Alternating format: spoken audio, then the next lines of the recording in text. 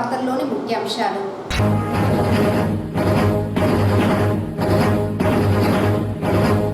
రాజీ మార్గం ద్వారా కేసుల పరిష్కారానికి జాతీయ లోక్ అదాలత్ చక్కని వేదిక. జిల్లా జడ్జి భీమారావు.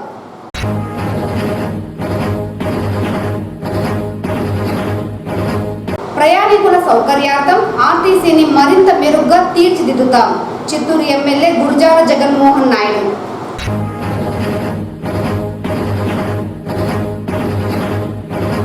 టమోటా ధరల నియంత్రణలో భాగంగా ప్రత్యేక మొబైల్ వాహనాల ద్వారా తక్కువ ధరలకు విక్రయించేందుకు మొబైల్ వాహనాలను అందుబాటులోకి తీసుకురానున్నాం. జిల్లా జాయింట్ కలెక్టర్ శ్రీనివాసులు. వార్తల్లోని వివరాలు. జాతీయ లోక్ అదాలత్ను కక్షిదారులు సద్వినియోగం చేసుకోవాలని జిల్లా జడ్జి భీమారావు పిలుపునిచ్చారు. శనివారం జాతీయ లోక్ అదాలత్ను నూతన కోర్టులో ఆయన ప్రారంభించారు. ఈ సందర్భంగా ఆయన మాట్లాడుతూ గత జాతీయ లోక్ అదాలత్లో మొత్తం 1171 కేసులను పరిష్కారం చేశామన్నారు. ప్రస్తుతం ప్రీ లోక్ అదాలత్లో 233 కేసులు పరిష్కరించామని, ఇప్పుడు జరిగే జాతీయ లోక్ అదాలత్లో 11,868 కేసులు గుర్తించామన్నారు. జాతీయ లోక్ అదాలత్లో కేసులు పరిష్కరిస్తే అదే తుది నిర్ణయం అన్నారు. కాబట్టి కక్షిదారులు సామరస్యంగా వారి సమస్యలను పరిష్కరించుకోవాలని కోరారు. ఈ కార్యక్రమంలో జిల్లా న్యాయ సేవాధికార సంస్థ అధికారి Vennela, POCSO judge Shanti, permanent Lok Adalat chairman Ramesh, judge Bhimarao, bar association president Rajendra Reddy, secretary Ashok Anand, DSP Rajagopal Reddy, జడ్జీలు, కక్షిదారులు పాల్గొన్నారు.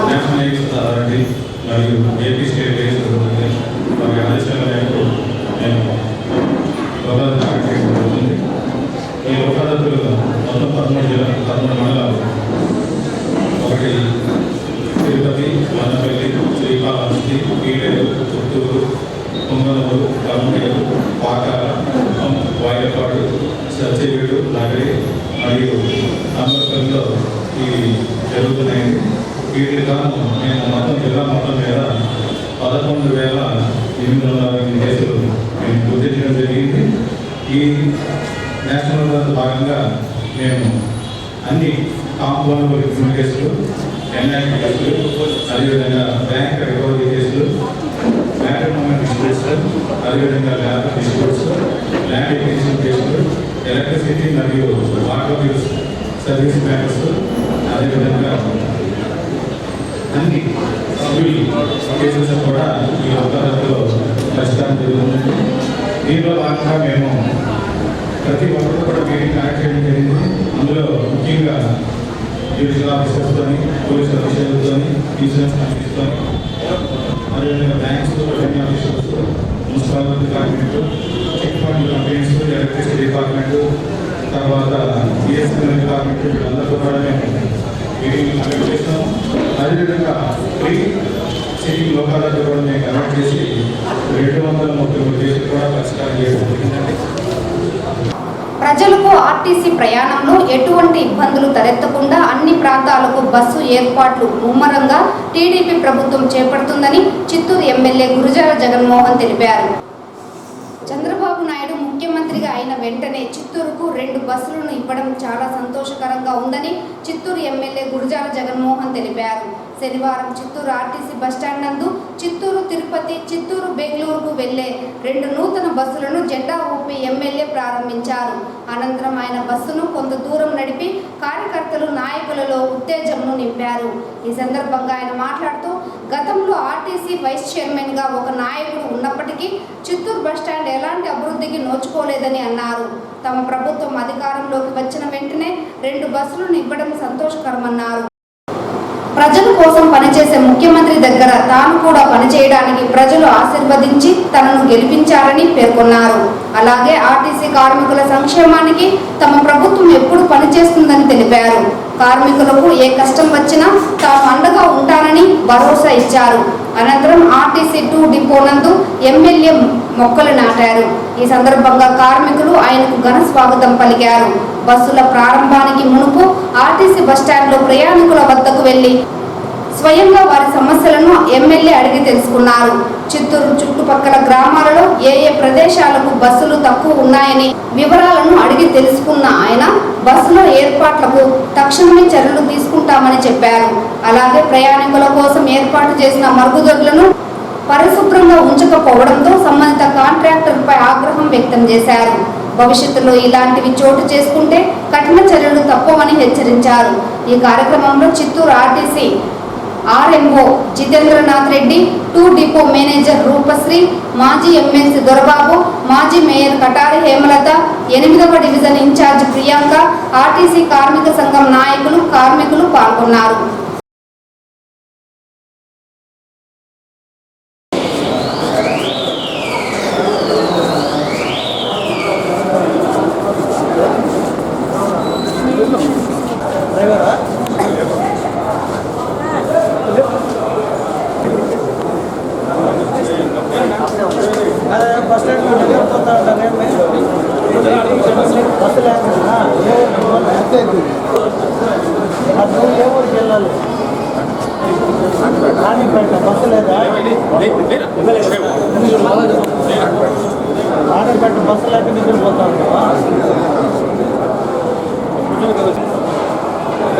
ఐదు సంవత్సరాలుగా ఏం చేయలేదు.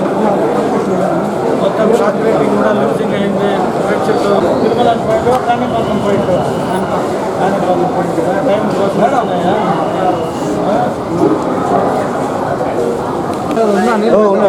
ఉన్నా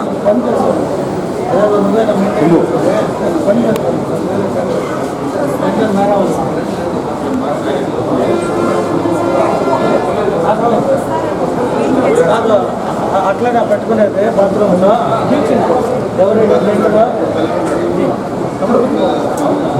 చిత్తూరు ఫ్రెండ్ వేసుకొని అలా పెట్టుకున్నారా దా లోపల రా.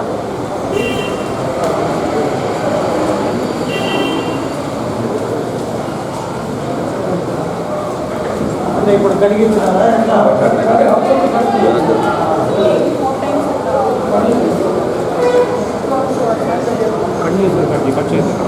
కట్ చేయి ఏది మిస్ చేయి.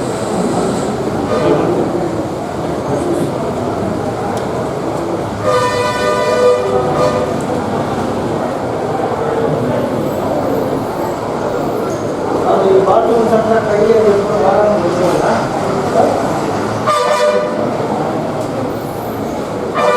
కడిగేదే లేదా వస్తాను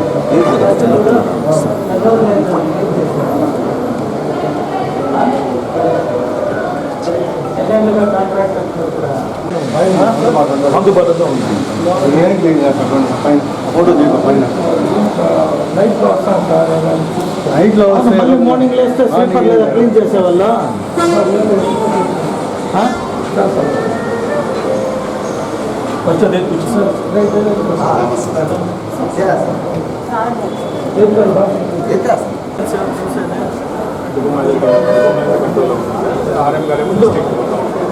ఈ రోజుకి కరెక్ట్గా 10 రోజులకు మించలేదు.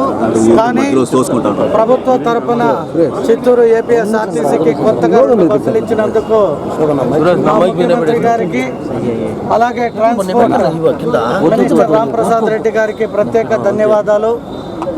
మరీ ముఖ్యంగా చిత్తూరు ప్రజలు గత 3 సంవత్సరాలుగా ఇక్కడ ఒక అభ్యర్థి ఆర్టీసీ వైస్ చైర్మన్గా పనిచేసిన ఘనతే కానీ బస్టాండ్కి సున్నం కానీ బాత్రూమ్లు క్లీనింగ్ కానీ బస్సు రిపేర్లు కానీ బస్సులు కానీ తెచ్చిన చరిత్ర లేదు. ఇవాళ మా ప్రభుత్వం వచ్చిన తక్షణం మా ముఖ్యమంత్రి గారు ఈ చిత్తూరు మా నియోజకవర్గానికి 2 కొత్త బస్సులు ఇవ్వడం నాకు ఎంతో ఆనందకరంగా ఉంది. అలాగే నేను ఇవాళ ఇక్కడ సిబ్బందిని కూడా కోరుకుంటున్నా, ఇక్కడ నుండి ప్రయాణించే ఎవరైతే ప్యాసింజర్స్ ఉండారో ఎటువంటి ఇబ్బందులు కలగకుండా వారికి అన్ని సౌకర్యాలు కల్పించాల్సిందిగా డిపో మేనేజర్ని కానీ మిగిలిన సిబ్బందిని కూడా కోరడం జరిగింది. మరీ ముఖ్యంగా మా చిత్తూరు డిపో నందమూరి హరికృష్ణ గారి చేతుల మీదుగా ఈ బస్టాండ్ ప్రారంభోత్సవం జరగడం జరిగింది. ఈ బస్టాండ్కి ఇంకా అనేక కొత్త బస్సులు, ఇక్కడ కొన్ని రూట్లు కూడా బస్సులు లేకపోవడాన్ని గమనించి మేము ఒక రిప్రజెంటేటివ్ ఇవ్వడం జరిగింది.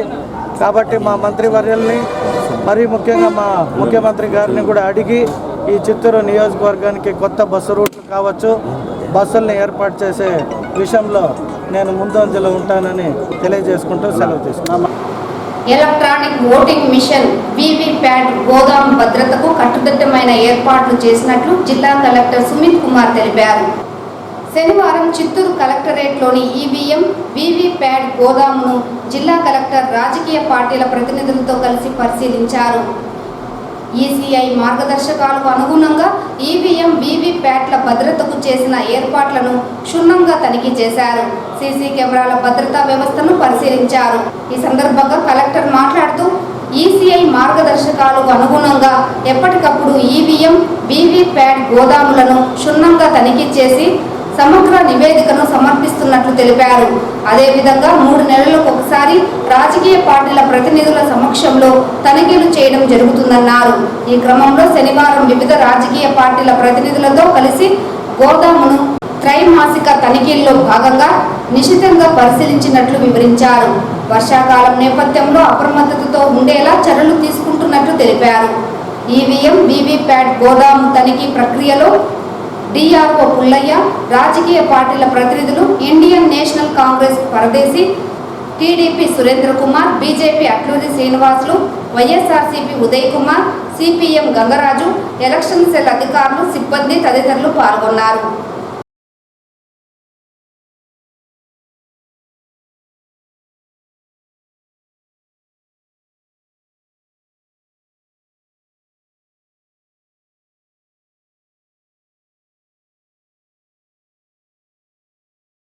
జిల్లాలో పెనుమూరు, కార్వేటి నగరం, జీడీ నెల్లూరు నగరి మండలాలలో టమోటా ధరలను నియంత్రణ చేయడంలో భాగంగా ప్రత్యేక మొబైల్ వాహనాల ద్వారా తక్కువ ధరలకు విక్రయం చేసేందుకు చర్యలు చేపట్టాలని జిల్లా జాయింట్ కలెక్టర్ శ్రీనివాసులు మార్కెటింగ్ శాఖ అధికారులను ఆదేశించారు. శనివారం జిల్లా జాయింట్ కలెక్టర్ ఛాంబర్ నందు ధరల నియంత్రణ కమిటీ సమావేశం జిల్లా జాయింట్ కలెక్టర్ అధ్యక్షతన నిర్వహించారు. ఈ సందర్భంగా జిల్లా జాయింట్ కలెక్టర్ మాట్లాడుతూ బహిరంగ మార్కెట్లో ధరల పెరుగుదలను నియంత్రణ చేయడంలో భాగంగా ధరల నియంత్రణ కమిటీ సమావేశం నిర్వహించడం జరుగుతోందన్నారు. ఇందులో భాగంగా ఓపెన్ మార్కెట్లో పెరుగుతున్న టమాటో ధరలను నియంత్రణ చేసేందుకు ప్రత్యేక మొబైల్ వాహనాల ద్వారా తక్కువ ధరలకు పెనుమూరు, కార్వేటి నగరం, జీడీ నెల్లూరు నగరి మండలాలలో విక్రయించేందుకు చర్యలు చేపట్టాలని మార్కెటింగ్ ఏడీని జేసీ ఆదేశించారు. అలాగే కందిపప్పు ధరల నియంత్రణ కోసం చిత్తూరు రైతు బజార్ నందు ప్రత్యేక కౌంటర్ ఏర్పాటు చేసి నాణ్యమైన కందిపప్పు కేజీ 165 రూపాయలకు విక్రయించేలా చర్యలు చేపట్టాలని జిల్లా పౌర సరఫరాల అధికారి చిత్తూరు మరియు ఏడీ మార్కెటింగ్ శాఖ అధికారులను ఆదేశించారు. ఈ ప్రత్యేక కౌంటర్లను మంగళవారం రైతు బజార్ నందు ప్రారంభించేందుకు అవసరమైన అన్ని చర్యలు తీసుకోవాలన్నారు. అలాగే పప్పు ధాన్యాల హోల్సేల్ డీలర్లు ప్రత్యేక కౌంటర్ల ఏర్పాటును పాత మార్కెట్ వీధి నందు కూడా ఏర్పాటు చేయవలసిందిగా జిల్లా జాయింట్ కలెక్టర్ ఆదేశించారు. ఈ కార్యక్రమంలో జిల్లా పౌర సరఫరాల అధికారి Sankaran, DM civil supply Mohan Babu, జిల్లా ఉద్యానవన శాఖ అధికారి మధుసూదన్ రెడ్డి, ఏడీ మార్కెటింగ్ పరమేశ్వరన్, చిత్తూరు మరియు పప్పు ధాన్యాల హోల్సేల్ డీలర్లు పాల్గొన్నారు. రాష్ట్ర ముఖ్యమంత్రి నారా చంద్రబాబు నాయుడు పాలనలో అమరావతి రాజధాని నిర్మాణం వేగంగా జరుగుతోందని ప్రముఖ సినీ నటుడు సుమన్ తెలిపారు. ఈ సందర్భంగా ఆయన మీడియాతో మాట్లాడుతూ చంద్రబాబు నాయుడు రాష్ట్రాన్ని అభివృద్ధి వైపు పరుగులు పెట్టించబోతున్నారని పేర్కొన్నారు.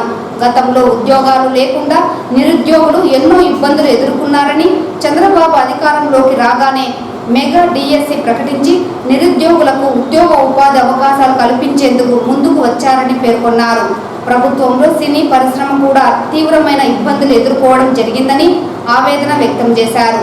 మరోవైపు కూటమి ప్రభుత్వం గెలుపొందడంతో పాటు ఉప ముఖ్యమంత్రిగా పవన్ కళ్యాణ్ తన సత్తా చాటుతున్నారని, కూటమి ప్రభుత్వం ఆధ్వర్యంలో పరిశ్రమలో నెలకొన్న సమస్యలు కూడా సమసిపోతున్నాయని ఆశాభావం వ్యక్తం చేశారు. అలాగే మీడియా అడిగిన ప్రశ్నలకు సమాధానమిస్తూ సినీ నటుడు ఆలీ రాజకీయాలకు దూరంగా ఉంటానని చెప్పడం ఆయన వ్యక్తిగత విషయమన్న సుమన్, సినీ పరిశ్రమ నుంచి వచ్చిన ప్రతి ఒక్కరికి పదవులు దక్కుతాయి అనుకోవడం కరెక్ట్ కాదని పేర్కొన్నారు. ప్రజాసేవ ఎవరు చేసినా పదవులు దానంతట అవే వస్తాయని ఆయన స్పష్టం చేశారు. ముఖ్యంగా ఏంటంటే ఆంధ్ర డెవలప్మెంట్, అమరావతి క్యాపిటల్ డెవలప్మెంట్కి చంద్రబాబు నాయుడు గారు చాలా స్పీడ్గా ఆయన ప్రయత్నాలు చేస్తున్నారు. సో ముఖ్యంగా ప్రజలు సహకరించాలి. ఎందుకంటే 5 ఏళ్ళు వెనక్కి వెళ్ళిపోయాం. అంతకుముందు 5 ఏళ్ళు వేస్ట్ అయిపోయింది.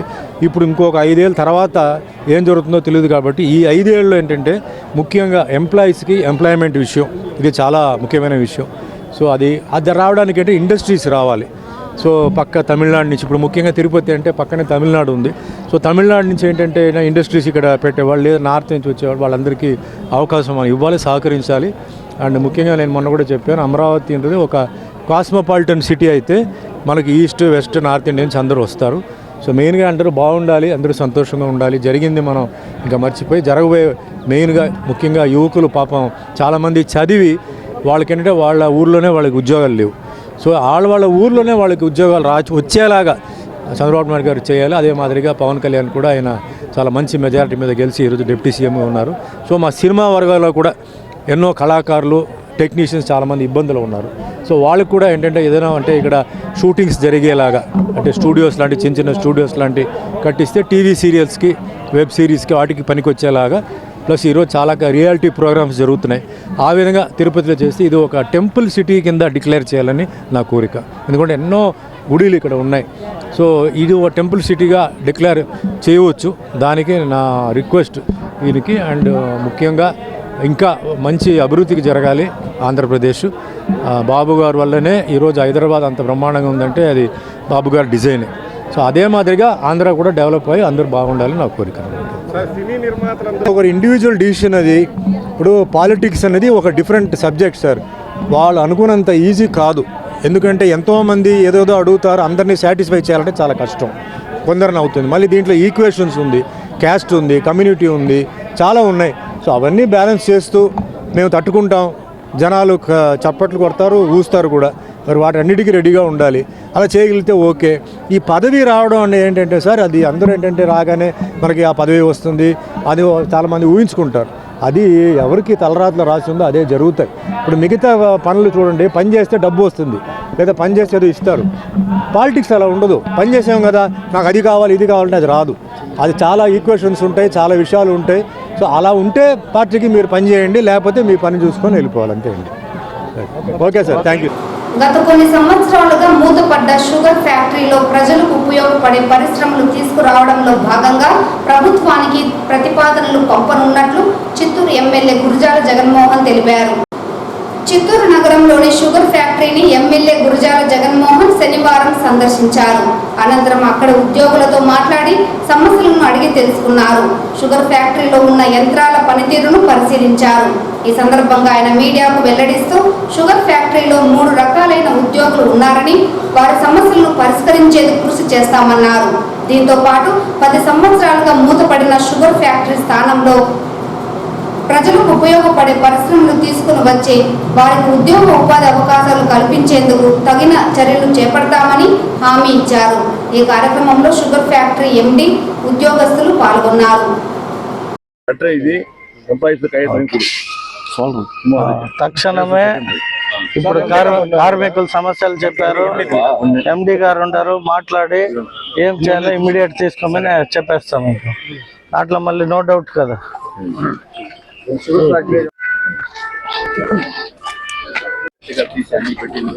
అన్ని వీళ్ళు సరిగా మెయింటైన్ చేయడం అన్ని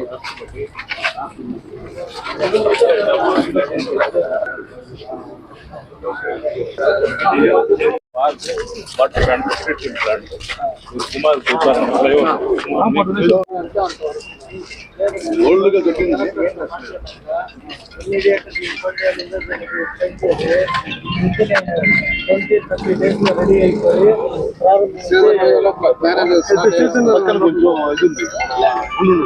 అది మన డిన్నర్లకి దాన్ని పెట్టడానికి అనుకున్నారు. అప్పుడు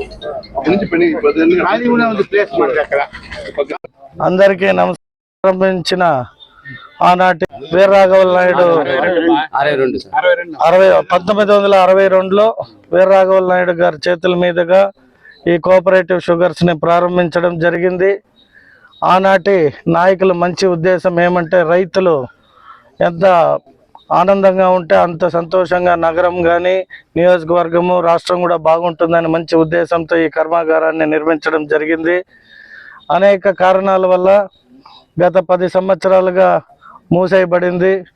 ఏ రోజైతే మేము 2024 ఎన్నికల్లో ప్రచారం భాగంగా వీడికి విచ్చేసినప్పుడు ఇక్కడ కార్మికులు అంటే పర్మనెంటు, కన్సాలిడేటెడ్ కార్మికులుగా, సీజనల్ కార్మికులుగా అనేక 3 విభాగాలుగా పనిచేస్తున్న కార్మికులకి ఈ ఫ్యాక్టరీ యాజమాన్యానికి తలెత్తిన కొన్ని సమస్యలు ఇంకా పరిష్కారంలో ఉంది. కాబట్టి ఈ ఫ్యాక్టరీని పునః ప్రారంభించడం కొన్ని కారణాల వల్ల కావచ్చు, కాకపోవచ్చు.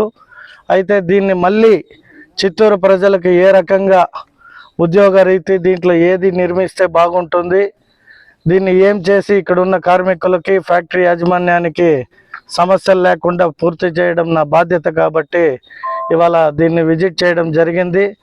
సో ఇదే స్థలంలో అనేక కుటుంబాలు ఈ చిత్తూరులో ఆధారపడి బతుకుతున్నాయి. కాబట్టి వారికి ఫస్ట్ జీవనోపాధి కల్పించి రానున్న ఏ కొత్త సంస్థ అయినా కావచ్చు, అది ఫుడ్ ఇండస్ట్రీ కావచ్చు, లేదా గోడౌన్స్ కావచ్చు, లేదా ఇంకా అనేక సంస్థలు ఎవరైతే ముందుకు వచ్చి చిత్తూరు పట్టణ ప్రజలకు కావచ్చు, చిత్తూరు నగర నివాసులకి అనుకూలమైన ఉద్యోగ రీతిలో ఎవరైతే ముందుకు వస్తారో వారికి దీన్ని కేటాయించే విధంగా మన ముఖ్యమంత్రి గారికి కూడా నివేదిక ఇవ్వడం జరుగుతుంది.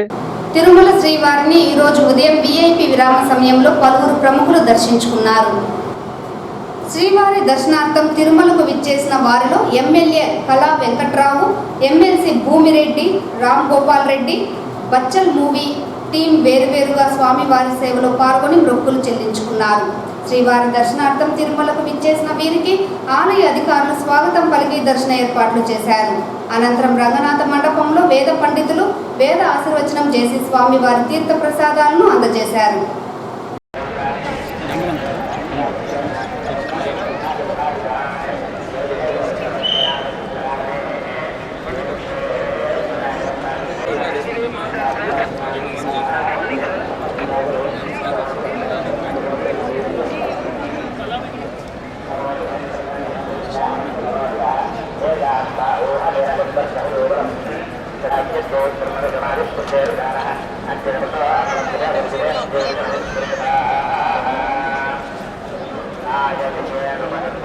ఈ వార్తలు ఇంతటితో సమాప్తం. నమస్కారం.